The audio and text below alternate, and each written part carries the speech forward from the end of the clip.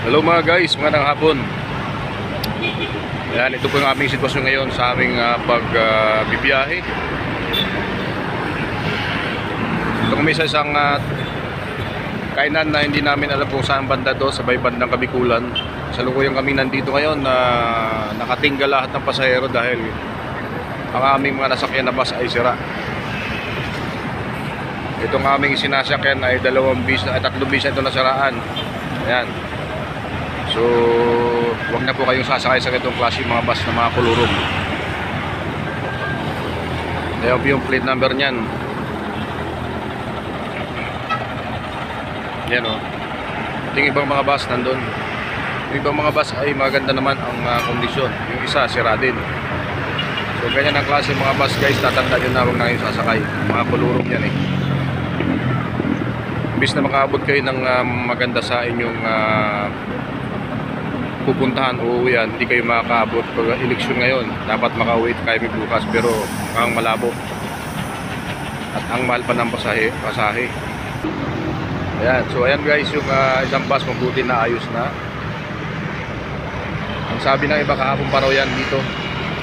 Ayan, tandaan niyo po yung ganitong klase mga bus na mga kulurong ito, mga sira.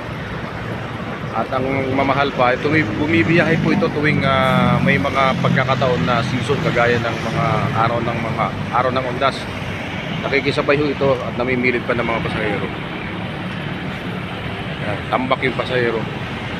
Ayan yun po yung amin na sira, inaayos pa. Ayan. So ang mahal ng pamasahe po, 2,800, Tacloban lang. Kating trip po tayo. Pagdating ng Tacloban, sasakay pa po tayo papuntang Samar. Another 300 sa van, 300 o 200 from Tacloban to Giwan. Ayan. So hindi ko po alam. Ayan po yung gilid ng karsada namin. So ito po mayroong karatula na stop 24 hours open, 25 hours open. Ayan po ang karsada na to. Doon kabila. Maganda sana ang lugar dito, kaya nga lang yung aming bus na nasakyan ay talagang sirain dahil kuluro.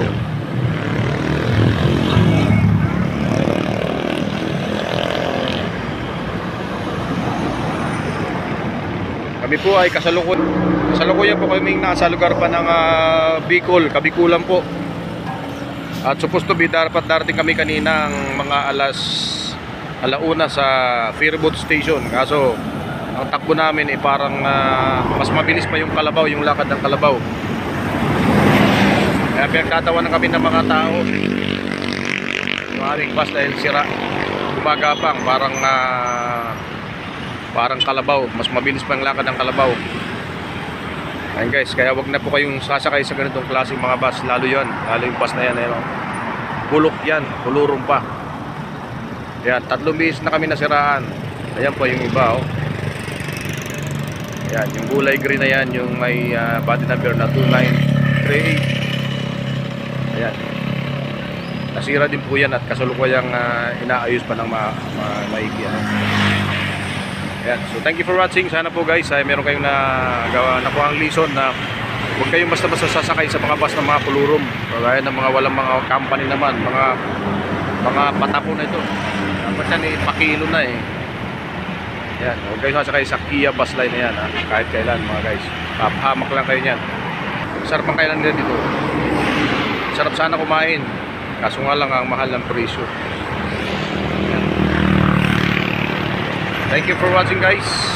Ayan, Kabikulan region pa tayo, hindi pa tayo nakakatawid. Thank you for watching guys. God bless.